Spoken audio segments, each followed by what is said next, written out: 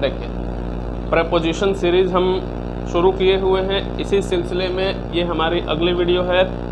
मैं थोड़ी सी माजरत चाहूँगा क्योंकि बहुत दिनों से जो है वीडियो अपलोड नहीं हो पा रही थी, कुछ पर्सनल रीज़न की वजह से। अब जो है ये सिलसिला कंटिन्यूस चलेगी। अब ज़रा देखिए, यहाँ पहला सेंटेंस है द मैन जंप्ड डैश, यहाँ पे आपको प्रपोजिशन भरनी है द ट्रेन।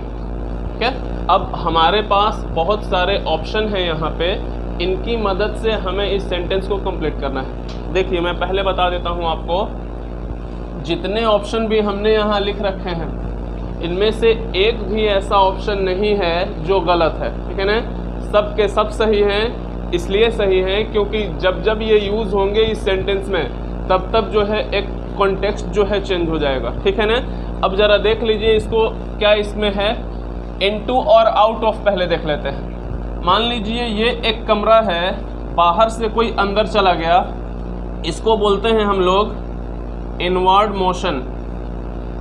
इनवर्ड मोशन का मतलब है कि बाहर से कोई अंदर आ जाए। ठीक है ना, हो सकता है ये ट्रेन जो है, ट्रेन क्या है, ये इसका कंपार्टमेंट है, ये इसकी बोगी है, बाहर से कोई अंदर गया होगा। लीजिए इनटू सही हो गया यहाँ पे। ठीक है ना, इनटू सही होने, आउट ऑफ, आउट ऑफ का मतलब है कि ये मान लीजिए कमरा है, कोई अंदर था, कोई यहाँ से बाहर चला गया, तो अब ये इनवर्ड मोशन नहीं रहा, अब ये हो गया क्या, आउटवर्ड मोशन। तो जहाँ कहीं भी हमें आउटवर्ड मोशन को रेफ़र करना होगा, यानी कि पहले से कोई इस ट्रेन की बोगी में रहा होगा, यहाँ से वो बाहर चला गया, तो ये आउटवर्ड मोशन है। ऐसी कंडीशन में हमें यूज़ करना होगा आउट ऑफ। लीजिए आउट ऑफ भी सही होगा क्योंकि आउट ऑफ यहाँ हम रखेंगे तो इसका मतलब ये हो जाएगा कि ट्रेन के कंपार्टमेंट में पहले से ही कोई था और वो वहाँ से क्या किया, बाहर निकल गया। ठीक है, ये इनवर्ड मोशन हो गया, ये आउटवर्ड मोशन हो गया। इन जो है वो ज़रा ध्यान से समझिएगा। दरअसल इन का यूज़ हम वहाँ करते हैं जहाँ किसी एरिया की बात की जाए। मान लो ये ट्रेन का कंपार्टमेंट है, ट्रेन की बोगी है और कोई व्यक्ति है जो इसी में कूद रहा है। ठीक है, तो उसका जो जंप करना है वो ट्रेन के कंपार्टमेंट के अंदर है। ठीक है ना, तो इस पूरे डब्बे को, इस पूरी बोगी को क्या हम एक एरिया कंसिडर कर लेंगे। ठीक है, जैसे ही एरिया मानोगे इसको, पता चलेगा कि अब यहाँ इनका यूज़ करना पड़ेगा क्योंकि अब ना तो बाहर से कोई अंदर गया है ना कोई अंदर से बाहर गया है, बल्कि ये ट्रेन के कंपार्टमेंट में ही कोई व्यक्ति है जो कूद रहा है। ठीक है ना, लो ऐसे में इन भी सही हो जाएगा। ऑन की जो प्रेपोजिशन होती है जनरली वो ये है कि जब कोई ऑब्जेक्ट अपना वेट सस्टेन करता है किसी सरफेस पर, ठीक है ना, उस कंडीशन में ऑन का यूज़ किया जाता है। मान लो ये ट्रेन का कंपार्टमेंट है और इसके ऊपर जो है कोई व्यक्ति कूद रहा हो। ठीक है ना, एक से एक सन की लोग होते हैं, मे भी कूद रहे हो, इस कंडीशन में आपको ऑन का यूज़ ही करना पड़ेगा। क्यों? क्योंकि ऐसे में ये व्यक्ति जो है इस ट्रेन के डब्बे पे अपना पूरा वेट जो है सस्टेन कर रहा था। ठीक है ना, लो ऑन भी सही हो गया। अब हमारे पास आ गई क्या, ओवर। ओवर का मतलब है, जरा देखिएगा, मान लो ये ट्रेन का कंपार्टमेंट है, कोई व्यक्ति है ऐसा जो यहाँ से छलांग मारा और छलांग मारते हुए उस पार पहुँच गया। ठीक है, छलांग मार के पहुँचने का मतलब यह है कि ना तो इस एंड पे वो टच किया ना ही इस एंड पे वो टच किया, बल्कि यहाँ से छलांग मारा, पूरा पार करते हुए ऊपर से वो उस पार पहुँच गया। ठीक है ना, हालांकि ऐसा जनरली होता नहीं है, लेकिन सपोज करने में क्या जाता है। ठीक है, सपोज हम कर सकते हैं। लो ओवर भी सही हो गया। ठीक है, जितनी चीज़ें हमने यहाँ देखी हैं, ठीक है, उन सब कॉन्टेक्स्ट में हमारा मीनिंग जो है अलग अलग समझ में आ रहा है। ठीक है ना, अब यहाँ देखो थ्रू, मैंने कहा होगा कभी आपको कि थ्रू का जो यूज़ किया जाता है वो 3 डायमेंशनल ऑब्जेक्ट के साथ किया जाता है। 3 डायमेंशनल ऑब्जेक्ट का मतलब ये है कि मान लो ये ट्रेन की बोगी हो गई। ठीक है, एक दरवाज़ा यहाँ पर, एक दरवाज़ा यहाँ पे, दोनों तरफ तो दरवाज़ा होता ही है। कोई व्यक्ति है यहाँ से जंप किया ट्रेन के अंदर और अंदर अंदर ही जो है बाहर निकल गया, तो अब ट्रेन के अंदर जंप करके वो बाहर निकला है। ठीक है ना, इस कंडीशन में आप थ्रू को भी सही मान लोगे। ऐसा इसलिए भी पॉसिबल है क्योंकि देखो, एक चीज़ मैं बता रहा हूँ आपको, मान लो कि ये टनल है, टनल का मतलब सुरंग। ठीक है ना, टनल का मतलब सुरंग, सुरंग आप समझते हैं कि ज़मीन के अंदर से जाने वाली चीज़ होती है, ठीक है। मान लो ये तुम्हारी एक लैंड है और इसके नीचे से जो है ये सुरंग गई हुई है, तो अब ये सुरंग जो है वो तुम्हारे लिए 3D ऑब्जेक्ट होगा, ठीक है ना। यहाँ से क्रॉस करके इस पार निकल जाना, ये जो है मीनिंग एक्सप्रेस करता है कौन? थ्रू। उसी तरह अगर इसी को हम ट्रेन की बोगी मान ले तो एक दरवाजे से प्रवेश किया और दूसरे में बाहर निकल गया, ठीक है ना। इस कंडीशन में हम क्या करेंगे? थ्रू का इस्तेमाल कर सकते हैं। यहाँ थ्रू का इस्तेमाल करने के पीछे रीज़न सिर्फ इतना है कि ट्रेन को हम एक 3 डायमेंशनल ऑब्जेक्ट मान रहे हैं और एक छोर से प्रवेश करके दूसरे छोर से हम यहाँ पे निकल गए, इस वजह से लो यहाँ पे थ्रू भी सही हो गया, ठीक है। अब एक बात समझना, अपॉन कहाँ पे सही होगा? अपॉन कहाँ पे सही होगा ज़रा ये देखना। अब आपको तो इतना पता है कि ट्रेन जो है कई बोगी एक साथ रहती है और इसके किनारे जो है ये प्लेटफॉर्म है, ठीक है ना।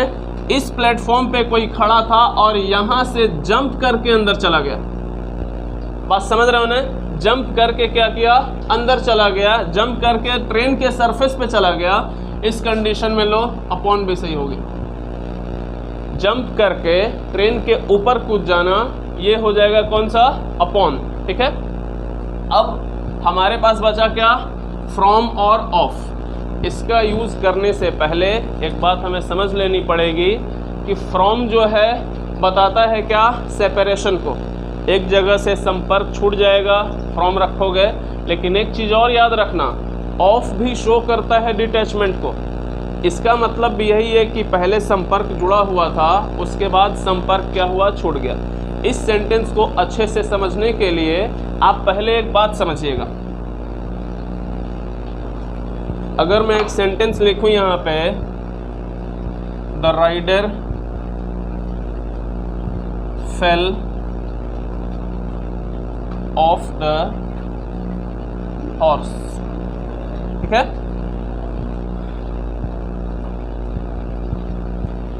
चलो पहले इसको देख लो। द राइडर, राइडर किसको बोलेंगे? राइडर बोलते हैं घुड़सवार को, ठीक है ना। राइडर बोलते हैं घुड़सवार को। इसका मतलब ये है कि ये जो घोड़ा है इस पे कोई आदमी बैठा है, ठीक है ना।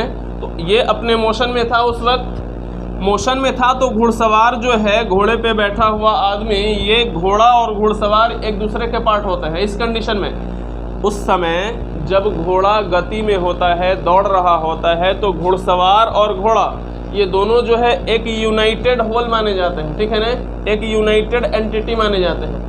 अगर ये यूनाइटेड हैं तो इस कंडीशन में अगर ये डिटैच हो गए, मोशन की बात कर रहा हूँ मैं, अगर घोड़ा चल रहा था, दौड़ रहा था, घुड़सवार उस पर बैठा था, तो इस घोड़े का ही पार्ट रहा होगा, वो घुड़सवारी एक जो है पार्ट है, सिंगल होल है।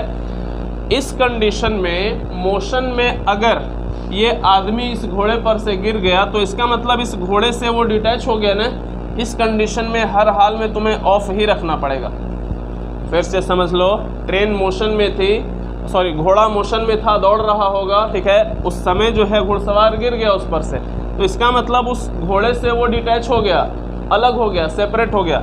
इस कंडीशन में ऑफ रखोगे। तो यहाँ पे क्या है? मोशन की बात हो रही है ना। अब यहाँ देख लेना, जनरली होता ये है कि ऑफ, मान लो ट्रेन चल रही थी, ठीक है ना। ट्रेन चल रही थी और ट्रेन चलते हुए जो है किसी एक्सीडेंट के रूप में जो है कोई आदमी था और ट्रेन में से जो है गिर गया बाहर।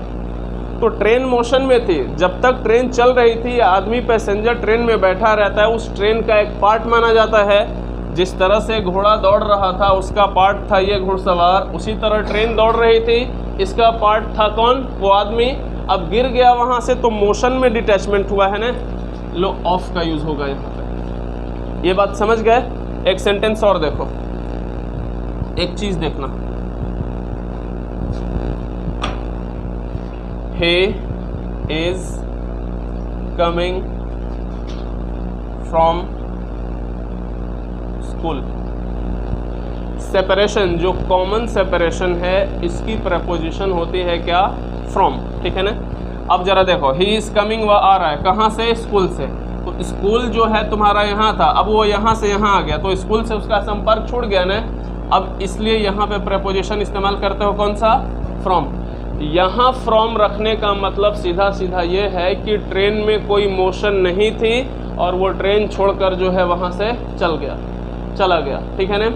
इसलिए ऑफ और फ्रॉम में हमेशा याद रखना, अगर मोशन में कोई चीज़ है उससे डिटैचमेंट हुआ है ऑफ रखा करो, और अगर बगैर मोशन के कोई ऑब्जेक्ट थी वहाँ से डिटैचमेंट हुआ है, वहाँ से संपर्क छूटा है, इस कंडीशन में फ्रॉम का इस्तेमाल करना होगा। आपने देखा कि जो है जितने भी प्रेपोजिशन यहाँ पे यूज़ हो रहे हैं सबका कॉन्टेक्स्ट अलग अलग है, अपनी अपनी जगह पे सारे के सारे सही है, ठीक है। अब यहाँ देखिएगा इन तीनों सेंटेंसेस को, कह रहा है the magician turn the mouse, वो जादूगर जो है वो टर्न कर दिया माउस को, उस चूहे को बदल दिया किस चीज़ में, कैट में। आपको तो पता है एक लिस्ट में पहले दे चुका हूँ जिसमें मैंने क्लियरली कहा था कि ट्रांसफॉर्मेशन की जो प्रेपोजिशन है वो इनटू होती है, ठीक है ना। एक फॉर्म से अगर दूसरे फॉर्म में हम किसी चीज़ को चेंज कर रहे हैं, इसकी प्रेपोजिशन होती है कौन, इनटू, ठीक है ना। यहाँ पे क्या किया गया, चूहे को बिल्ली में बदल दिया गया, जो ट्रांसफॉर्मेशन हुआ है। यहाँ पे क्या हुआ, पोएम को जो है इंग्लिश में ट्रांसलेट किया गया, इसका मतलब पहले वो किसी और लैंग्वेज में रहा होगा, इसके बाद उसको इंग्लिश में ट्रांसलेट किया गया, तो यहाँ पे ट्रांसफॉर्मेशन हुआ है, लो यहाँ भी इनटू रखना पड़ेगा, ठीक है। You must change the sentence dash indirect speech, आपको सेंटेंस को चेंज करना पड़ेगा किसमें, इनडायरेक्ट स्पीच में। इसका मतलब पहले वो डायरेक्ट स्पीच में रहा होगा, उसके बाद इनडायरेक्ट स्पीच में चेंज कर रहे हो। किसी भी सूरत में देख लो, यहाँ पे ट्रांसफॉर्मेशन ही हुआ है, बदलाव ही हुआ है, बदलाव की जो प्रेपोजिशन होती है वो इनटू होती है, ठीक है। देखिए 3 सेंटेंसेस हमारे पास और हैं, इनको देख लीजिए आप, यहाँ पे कौन सा प्रेपोजिशन फिट बैठता है, जरा ध्यान से समझिएगा इसको। There are some trees dash the park, ठीक है ना। अब यहाँ पे हमें समझना है कि हम यहाँ पे कौन सी प्रेपोजिशन रख के जो है इसको रिलेट करें, ठीक है। अब एक बात समझना, मान लो ये एक पार्क है, आप तो जानते हैं अच्छे से कि पार्क जो है वो एक एरिया माना जाएगा, ठीक है ना। अच्छा, अगर एरिया इसको हम मान रहे हैं तो एरिया की प्रेपोजिशन तो इन है, यहाँ पे रख लो इन, ठीक है। इन रख लिए तो इसका मतलब ये हो गया कि ये जो पार्क था इस एरिया के अंदर जो है बहुत सारे पेड़ लगे हुए थे, बात समझ रहे हो ना। अच्छा, एक पॉसिबिलिटी तो ये हो गई, लेकिन अगर मान लो कि ये पार्क है और इसके चारों तरफ पेड़ लगे हो तो ये कंडीशन और भी बनेगी, ठीक है ना। इसका मतलब इस कंडीशन में आप चाहो तो अराउंड भी रख सकते हो। प्रपोजिशन सीखते समय ऑप्शन हमेशा खुला रखा करो कि कोई और प्रपोजिशन हो सकती है या नहीं, ठीक है ना। अब यहाँ देखो, देयर आर सम बुक्स, कुछ किताबें हैं डैश द बॉक्स, यहाँ पे तो आप ये रिलेट कर लिए कि बॉक्स के पार्क के चारों तरफ पेड़ हो सकता है, लेकिन किताब जब भी होगा वो बॉक्स के अंदर ही होगा, ये तो बात आप भी समझ रहे हैं। बॉक्स को क्या हम एक एरिया मान लें और इस एरिया में बहुत सारी किताबें हैं, ठीक है। अगर ये एरिया कंसीडर करोगे बॉक्स को और किताब इसके अंदर है तो एरिया तो ये भी था, इस एरिया के अंदर बहुत सारे पेड़ थे, तो यहाँ पे आपने इन रखा था ना, यहाँ भी इन रखना पड़ेगा, इन द बॉक्स, ठीक है। लेकिन एक कंडीशन और है, बॉक्स जो होता है वो 3 डायमेंशनल ऑब्जेक्ट है। 3 डायमेंशनल का मतलब है कि चारों तरफ से ये पैक होता है, जिस कमरे में मैं आपको पढ़ा रहा हूँ ये भी चारों तरफ से पैक है। ऐसी ऑब्जेक्ट जो 3 डायमेंशनल हो, चारों तरफ से पैक हो, ठीक है, इस कंडीशन में आपके पास एक और ऑप्शन खुलता है इनसाइड का, ठीक है ना। आप यहाँ चाहो तो इनसाइड का इस्तेमाल निश्चित रूप से कर सकते हो, ठीक है ना। देयर वाज ए क्वाइन, एक क्वाइन था, एक सिक्का था, डैश माई पॉकेट, मेरे पॉकेट में। अब जरा देखो, ये पूरी हो गई आपकी शर्ट, शर्ट का एक छोटा सा हिस्सा ही पॉकेट होता है ना, तो इस पॉकेट को हम एक छोटा सा एरिया नहीं मान सकते क्या, ठीक है, एरिया है, इसलिए यहाँ पे इन रखो। मतलब ये समझ लीजिए कि एरिया बहुत तरह के हो सकते हैं। फॉर एग्जांपल आप ज़रा देखना,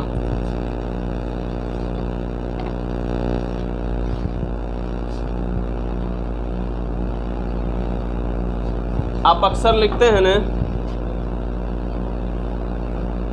in this book in that movie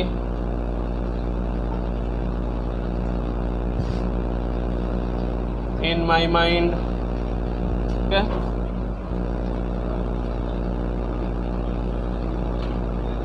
In the year. ये सब क्या है? बुक जो है इसके पहले इन क्यों आया, मूवी के पहले इन क्यों आया, ईयर के पहले इन क्यों, माइंड के पहले इन क्यों? क्योंकि किसी न किसी रूप में अगर रिलेट करना चाहो इन चारों शब्दों को, सब के सब एक एरिया ही है, ठीक है ना। देखो बुक एरिया कैसे है, बुक एरिया इसलिए है क्योंकि ये एक लिमिटेड इसका ओरिजिन है। बुक जो है एक लिमिटेड पेजेस में लिखी जाएगी, किसी भी चीज़ का जो लिमिट है वो अपने आप में एक एरिया होगा। 350 पन्ने की एक किताब है, तो इस किताब का जो एरिया है वो 350 पन्ने तक सीमित होगा कि नहीं। मूवी 3 घंटा, यहाँ से शुरू हुआ यहाँ तक ख़त्म हुआ, ठीक है, तो 3 घंटे का ये भी एरिया है, 3 आवर्स, ठीक है। एरिया सिर्फ फिजिकल नहीं हो सकता, एरिया जो है टाइम का भी हो सकता है, ठीक है। इस वजह से आप इन दैट मूवी कह सकते हो। माइंड सोच का एक दायरा है ना, इंसान का सोच का एक दायरा है ना, उसके ऊपर हम नहीं सोच पाएंगे, ठीक है। तो क्या है, हमारा जो सोचने का कैपेसिटी है उसका भी अपने आप में एक एरिया है। ईयर 365 दिन का, 365 दिन जिस तरह से ये है उसी तरह से 350 पन्ना ये था, इसका अपना एरिया था, ये ईयर का अपना एरिया है 365 दिन का। कुल मिला के ये सब के सब अपने आप में एक एरिया ही रिप्रेजेंट करते हैं। सबके साथ आप इनका यूज़ चाहो तो कर पाओगे अच्छे से। बात समझ रहे हो ना। देखिए हमारे पास कुछ और सेंटेंसेज हैं, 5 सेंटेंसेज और हैं। यहाँ पे आप समझ, देखिए ये 3 जो सेंटेंसेज हैं हमने इनमें ब्लैंक छोड़ रखा है। यहाँ पे आपको एक सूटेबल प्रेपोजिशन भरना है, लेकिन यहाँ पे हमने प्रेपोजिशन ऑलरेडी जो है यहाँ पे भर दिया है, ठीक है ना। अब ये देखना है कि इस कंडीशन में ये प्रेपोजिशन सही होंगे या नहीं होंगे, ठीक है ना। फिलहाल आप समझिएगा ज़रा सा। कह रहा है आई सॉ द मैन, मैंने आदमी को देखा, ठीक है ना, द बुक, किताब में। अब जो बुक यहाँ है, आप ऐसा तो मीनिंग नहीं निकाल सकते कि किताब पर आदमी को देखा, ऐसा कैसे हो सकता है किताब पे वो बैठा रहेगा। आप यहाँ यही मीनिंग कन्वे करना चाहते हैं कि कोई आदमी है जो कि छपा हुआ है किताब में। अभी अभी बताया आपको कि बुक जो है मान लो कि किसी खास एरिया को ही रिप्रेजेंट करेगा। मान लो कोई किताब है 360 पन्ने की, ठीक है, तो 360 पेजेस जो है क्या है, उस किताब का अपना एरिया हुआ ना, ठीक है। इस कंडीशन में जो आएगा वो होगा क्या, इन, ठीक है। यहाँ पे आपको सूटेबल प्रेपोजिशन रखनी पड़ेगी, क्या, इन, ठीक है। अब यहाँ देखो, वी सॉ द लीडर, हमने देखा लीडर को, कहाँ, टीवी पर। आपको पता है ना कि टीवी जो है वो एक इलेक्ट्रॉनिक मीडिया है, ठीक है। इलेक्ट्रॉनिक मीडिया का जो है कोई एरिया नहीं होता। एरिया इसलिए, आप एरिया का मतलब ये मत समझ लेना कि टीवी तो इतना ही बड़ा है इसी में देखा होगा, इस एरिया की बात नहीं हो रही है। एरिया हम किसको कह रहे हैं आप जरा ध्यान से समझो। बुक जो है 360 पन्ने में लिमिटेड है, लेकिन टीवी लिमिटेड नहीं है। टीवी में कहीं की भी कभी भी किसी भी समय खबर चलाई जा सकती है, तो इसको हम अपने आप में ये कंसिडर कर सकते हैं कि इसका एक सूटेबल एरिया नहीं हो सकता। इस वजह से जो है इसको हम क्या मानेंगे, एक इलेक्ट्रॉनिक मीडिया मानेंगे। इलेक्ट्रॉनिक मीडिया जहाँ होगा इसके लिए आप ऑन यूज़ करते हो, ठीक है ना, ऑन रेडियो, ऑन टीवी, ठीक है ना, ऑन इंटरनेट, ये सब जो है इलेक्ट्रॉनिक मीडियाज़ हैं, इनके लिए आप हमेशा ऑन यूज़ करोगे। अब यहाँ देखना, दे विल इनवाइट हिम, वे लोग इनवाइट करेंगे उसे, कब, नेक्स्ट मार्च। अब एक बात बताओ, मार्च जो है 30 दिन का एरिया हो सकता है कि नहीं, 30 डेज 31 का होता है वैसे, ठीक है ना। इसको हम 31 डेज का एरिया कंसिडर कर सकते हैं कि नहीं। अगर 31 डेज का एरिया कंसिडर कर सकते हो इसको, तो क्या इसके पहले इन आया लिखा जा सकता है, ऐसा हो सकता है या नहीं। एक चीज़ समझ लेना पहले, ऐसा कभी भी नहीं होगा। इसलिए नहीं होगा, इन चीज़ों को समझने के लिए पहले आप एक चीज़ देख लो। देखो, डे, मंथ, वीक, ईयर, क्या, ये सब जो हैं, ये सब वैसे नाउन्स हैं, ये सब वैसे नाउन्स हैं जिनके साथ अगर तुमने नेक्स्ट, लास्ट, एवरी, ऐसे शब्द अगर दे दिए तो इसका मतलब ये दोनों मिलकर अगर कह दो नेक्स्ट डे तो ऑन नेक्स्ट डे लिखने की ज़रूरत नहीं है। लास्ट मंथ कर दो तो इन लास्ट मंथ लिखने की ज़रूरत नहीं है। अगर यहाँ मैं कह दूँ मार्च, अगर मैं कह दूँ लास्ट मार्च तो इन लास्ट मार्च लिखने की ज़रूरत नहीं है। क्यों नहीं है, पहले बात समझना। क्योंकि जैसे ही इन शब्दों को हम इनके साथ जोड़ देते हैं, ये दोनों मिलकर क्या बना देते हैं, एडवर्ब बना देते हैं। ठीक है ना। अब जरा देखना, दे विल इनवाइट हिम, वे लोग उसे आमंत्रित करेंगे। पूछोगे ना कब, कब आमंत्रित करेंगे, जवाब तो मिल ही गया नेक्स्ट मार्च, अगले मार्च में, तो एडवर्ब यहाँ तक बन ही गया। तो जब एडवर्ब तुम्हारा ये दोनों मिल के बन ही गया तो अब अलग से प्रेपोजिशन कहाँ रख पाओगे। अगर मान लो तुम्हारी इच्छा है कि नहीं हम ज़बरदस्ती प्रेपोजिशन रखेंगे ही, तो इसको फिर जस्टिफाई नहीं कर पाओगे। क्योंकि अगर इन तुम्हारा प्रेपोजिशन है तो प्रेपोजिशन के बाद तो ऑब्जेक्ट आएगा, तो इस इन के बाद आप ऑब्जेक्ट अगर इसको मानेंगे तो भी फंस जाओगे। क्योंकि ऑब्जेक्ट या तो कोई नाउन होगा या फिर प्रोनाउन होगा, लेकिन यहाँ आप एडवर्ब को देके इसको ऑब्जेक्ट अगर साबित करना चाहो तो ये जो है सरासर रॉन्ग हो जाएगा। मैं एक सेंटेंस और लिखता हूँ, ज़रा ध्यान से समझना इसको। मान लो एक सेंटेंस हमने लिखा, वी लिव इन दिल्ली। ठीक है ना, हमने लिखा we live in Delhi. We live हम लोग रहते हैं। पूछोगे ना कहाँ रहते हैं, जवाब क्या मिला, इन दिल्ली। वेयर का रिप्लाई मिला, वेयर का जो रिप्लाई मिलेगा तो एडवर्ब ऑफ प्लेस बनाएगा कि नहीं। लो ये एडवर्ब हुआ ना। कुल मिला के आप यूँ समझ लो कि यहाँ पे जो प्रेपोजिशन इन है इसका ऑब्जेक्ट है दिल्ली, ये दोनों मिलकर क्या बना रहा है, एडवर्ब बना रहा। तो प्रेपोजिशन और इसका ऑब्जेक्ट मिलकर एडवर्ब बनाता है। ठीक है ना। यहाँ तो पहले से ही एडवर्ब है। जब इसका मीनिंग तुम्हें यहाँ कन्वे करना होगा, इन दोनों को मिला के आखिर आप एडवर्ब ही बनाते ना। यहाँ तो पहले से ही एडवर्ब है, तो अब इस इन की ज़रूरत क्यों पड़ेगी। ठीक है ना। आप यहाँ से इसको हटाओ, समझ में आ रहा है ना। He is too busy, he is too busy in this week. अब यहाँ देखो वीक है, इसके पहले दिस लगाया है मैंने। ठीक है ना। यहाँ पे दिस जोड़ लो, दिस, दैट। ठीक है ना, ये सब रखा जा सकता है। ठीक है ना। अब जब तुमने मार्च के वीक के पहले दिस जोड़ ही दिया, दिस वीक का मतलब इस हफ्ते। ठीक है ना। यहाँ समझना, ही इज़ टू बिजी, वह बहुत व्यस्त हैं। कब बहुत व्यस्त हैं, व्हेन का रिप्लाई होगा, तो व्हेन का रिप्लाई होगा तो टाइम का रेफरेंस है ये, तो एडवर्ब ऑफ टाइम होगा कि नहीं है, एडवर्ब ऑफ टाइम हो गया।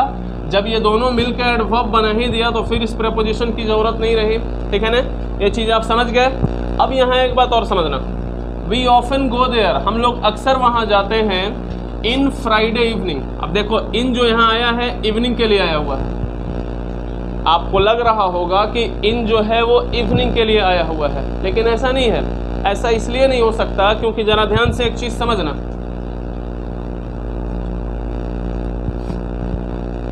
मान लो ये फ्राइडे है।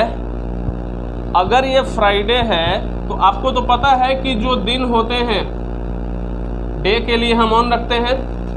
ठीक है ना। अब अगर ये फ्राइडे है तो इस इवनिंग को आप इस फ्राइडे में ही इंक्लूड करोगे ना। फ्राइडे की अपनी शाम होगी कि नहीं होगी, तो ये जो इवनिंग है वो इस फ्राइडे का ही पार्ट है ना। यहाँ तो सिर्फ मूर्ख बनाने के लिए इवनिंग रखा गया है कि इवनिंग देख के इन का यूज़ कर दो, इन इवनिंग होता है। ठीक है ना। लेकिन आप ये समझ लेना, ये जो फ्राइडे है इस इवनिंग को अपने अंदर वो इंक्लूड किया हुआ है। फ्राइडे इवनिंग का हो या फ्राइडे का हो, बात एक ही है। इनका यूज़ गलत है, यहाँ पे रखना पड़ेगा ऑन फ्राइडे इवनिंग। क्यों? क्योंकि यहाँ आप इवनिंग मत देखना, ये इवनिंग जो है फ्राइडे का एक पार्ट है। ठीक है ना, इसलिए यहाँ पे आपको ऑन का यूज़ करना पड़ेगा, इन का यूज़ नहीं होगा। मान लो हमें एक स्केल के ज़रिए शो करना है वीक को। ठीक है, वीक का मतलब सप्ताह, आप समझ रहे हो। कहाँ दिस, कहाँ दैट, कहाँ लास्ट, ये रखना है हमें। मान लो प्रेजेंट में हमें बात करनी है इस हफ्ते, तो प्रेजेंट यहाँ है ना, यहाँ लिखोगे दिस वीक। ठीक है। अगर तुम्हें पास्ट की बात करनी होगी तो आप यहाँ लिख सकते हो या तो लास्ट वीक या फिर दैट वीक।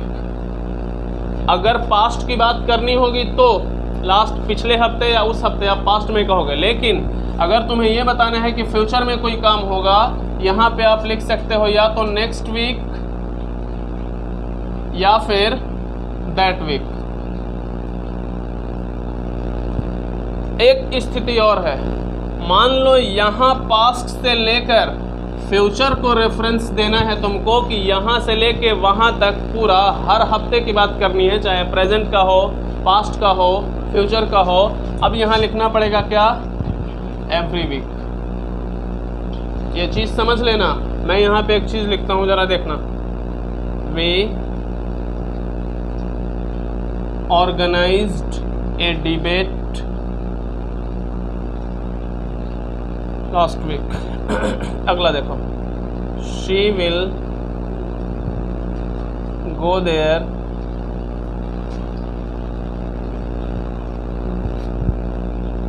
दे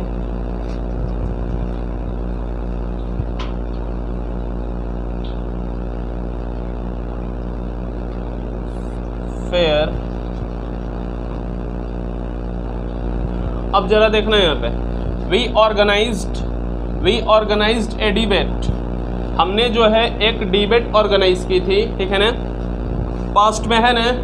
अगर ये पास्ट में है तो इसका मतलब यहाँ से बैक जाओगे, या तो दैट वीक करोगे या फिर लास्ट वीक। यहाँ दोनों पॉसिबल है, लास्ट और दैट दोनों पॉसिबल है, ठीक है। यहाँ देखना, शी विल गो देयर, वह वहाँ जाएगी, विल लगा है ना, फ्यूचर का रेफरेंस है। नेक्स्ट वीक करोगे, या तो नेक्स्ट वीक करोगे या फिर दैट वीक करोगे। दैट जो है पास्ट में भी आता है, दैट फ्यूचर में भी आता है, ठीक है ना।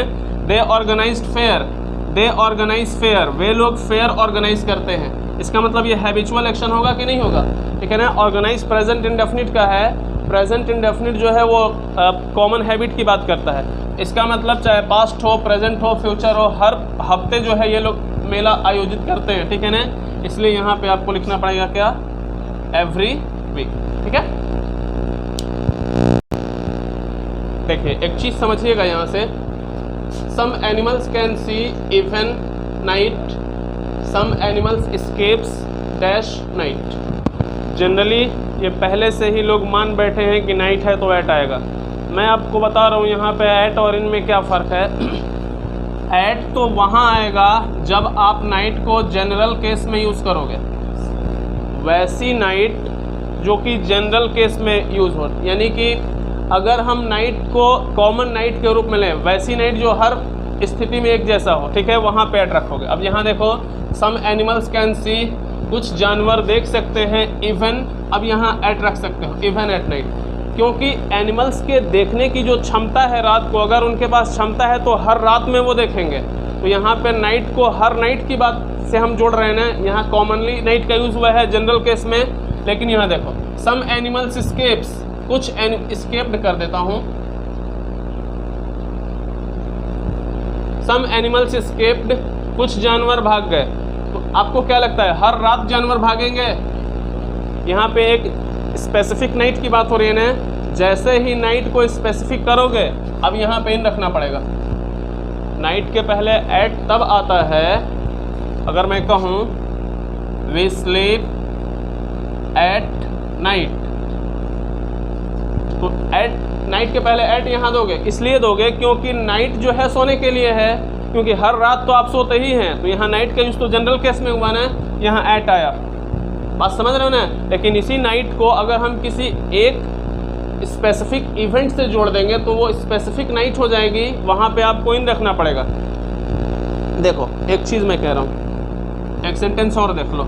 अगर मैं लिखूँ यहाँ पे वी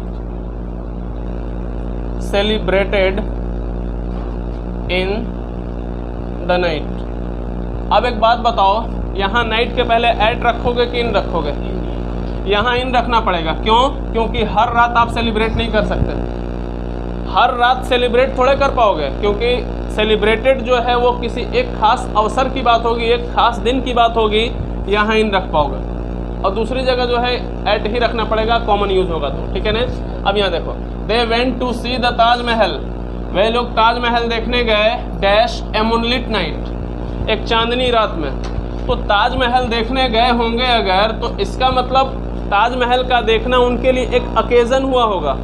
अकेज़न का मतलब क्या, जिस तरह से दिवाली है, ईद है, उसी तरह से उनके लिए मूनलिट हुआ होगा, ठीक है ना। अकेज़न की जो प्रेपोजिशन होती है वो होती है क्या, ऑन। अब यहाँ देखो नाइट यहाँ भी है लेकिन यहाँ पे ऑन होगा, इसलिए होगा क्योंकि मूनलिट नाइट जो है ये उनके लिए एक अकेज़न है। हम कह सकते हैं ना, I invited them on Eid, मैंने उन्हें ईद पर घर बुलाया।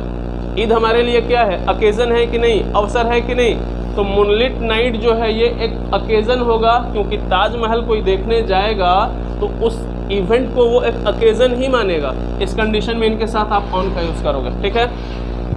They wrote dash the board, आप जानते हैं कि ये जो बोर्ड है ये एक प्लेन सरफेस है, तो प्लेन सरफेस पे कोई काम किया जाएगा, ऑन रखोगे ही। They looked dash the board, अक्सर लोग कहते हैं look at the board.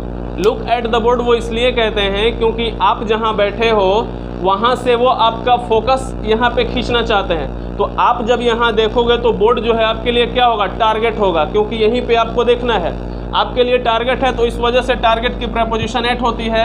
Look at the board कहने के पीछे यही रीज़न है, ठीक है ना। देखिए यहाँ पे हमारे पास 6 सेंटेंसेज हैं। इन 6 सेंटेंसेज में हमने किया क्या है, ज़रा ध्यान से समझिएगा। यहाँ पे लिखा है ABC लेन, यहाँ पे 45 ABC लेन लिखा हुआ है। इन चीज़ों को समझने के लिए आप एक चीज़ समझ लेना। मान लो ये एक एरिया है, एरिया की प्रेपोजिशन तो इन हो जाएगी, आप जानते हैं। इसी एरिया में मान लो यहाँ पे कुछ पॉइंट्स हमने बना रखे हैं, 2 पॉइंट को जोड़ने वाली ये लाइन होगी, समझ रहे हो ना। तो लाइन की जो प्रेपोजिशन होगी, लाइन पे अगर कोई चीज़ एग्जिस्ट कर रही है तो इसके लिए रखना ऑन, ठीक है ना। अब आप ये भी समझ सकते हो कि इसी लाइन पर हो सकता है यहाँ पे हॉस्पिटल हो, यहाँ पे होटल हो, ठीक है ना, यहाँ पे सिनेमा हॉल हो, तो ये इस लाइन पे पड़ने वाले क्या हैं, पॉइंट्स हैं। इसके लिए आपको रखना पड़ेगा क्या, एट।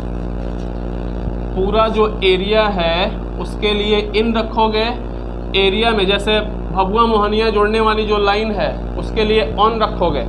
उस लाइन पर अगर कोई चीज़ एग्जिस्ट कर रही है तो वो तो पॉइंट हो जाएगी, पॉइंट पे एग्जिस्ट करेगी। सिनेमा हॉल है तो मेन रोड पे कहीं साइड में होगी, इसलिए इसकी प्रेपोजिशन एट होती है, ये ध्यान से समझना। अब यहाँ देखो, ही वुड लिव, वह रहते थे ABC लेन।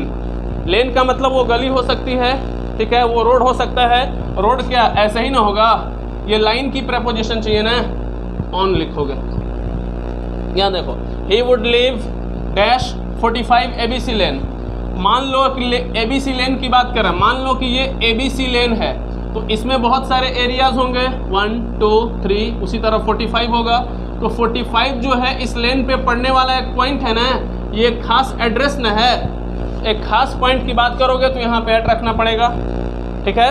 अब यहाँ देखो, there is a college dash the main road, एक कॉलेज है मेन रोड पर, तो इस शहर का एक मेन रोड ये हो सकता है, तो लाइन होगा ना, ये लाइन पे पढ़ने वाले के लिए क्या ऑन लिखोगे कि नहीं, ऑन द मेन रोड। एक बात और सुन लो, अगर आपको ये बताना है कि मेन रोड से हट करके स्कूल था तो आपको बताया था ना कि डिटैचमेंट की जो प्रेपोजिशन होती है वो ऑफ होती है, ऑफ भी रखोगे। अगर थोड़ा सा दूरी अगर शो करना होगा रोड से तो ऑफ यूज़ करोगे, रोड के बिल्कुल करीब में है सटा हुआ, ऑन यूज़ करोगे, ठीक है।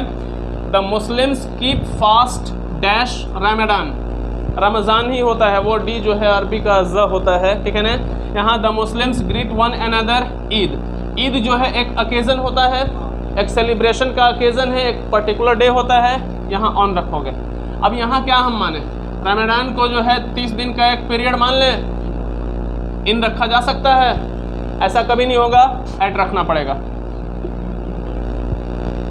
एट इस मंथ अगर रख देते इन रख देते हम, लेकिन रमज़ान जो है वो 30 दिन का, यानी कि यहाँ से शुरू होकर यहाँ पे वो ख़त्म हो रहा है, ये अकेज़न का जो है एक लेंथ है।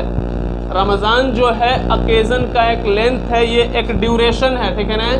कभी भी किसी फेस्टिवल का ड्यूरेशन अगर दिखाना पड़ जाएगा तो एट यूज़ करना, at Navratri, at Ramzan, at Christmas भी होता है, क्योंकि क्रिसमस जो है पूरे महीने चलने वाला सेलिब्रेशन होता है। ठीक है ना। तो यहाँ पे रमज़ान जो लिखा हुआ है यहाँ पे एट लिखोगे, क्योंकि इस दिन का ये सेलिब्रेशन है एक तरह से, ठीक है ना, इस वजह से इसके साथ at. The Muslims greet one another on Eid, Eid एक ओकेजन है, अवसर है, ऑन रखोगे। ही रिटर्न्ड होम, वह घर लौटे, ठीक है। एट क्रिसमस या ऑन क्रिसमस, चूँकि ऑन अगर मानोगे तो इसका मतलब जो 25 दिसंबर है उसकी बात हो रही है, उसी, तो यहाँ पे क्रिसमस डे लिखना पड़ जाएगा आपको ना। क्रिसमस लिखोगे, क्रिसमस डे लिखोगे तो ऑन क्रिसमस डे ये सही हो जाएगा, लेकिन सिर्फ क्रिसमस अगर लिखोगे तो ये एक ड्यूरेशन मानी जाएगी फेस्टिविटी की, यहाँ पे अब रखना पड़ेगा क्या, एट, ठीक है ना। आज जो कुछ भी हमने सीखा है, मुझे उम्मीद है कि ये सारी चीज़ें आपके लिए बहुत ज़्यादा हेल्पफुल साबित होंगी। आप घर पर प्रैक्टिस करते रहिए, मुझे पक्का यकीन है कि ये चीज़ें जो है आपके लिए बहुत हेल्पफुल साबित होंगी। अपने दोस्तों में शेयर कीजिए इन चीज़ों को ताकि उन्हें भी फ़ायदा हो सके। Thank you very much.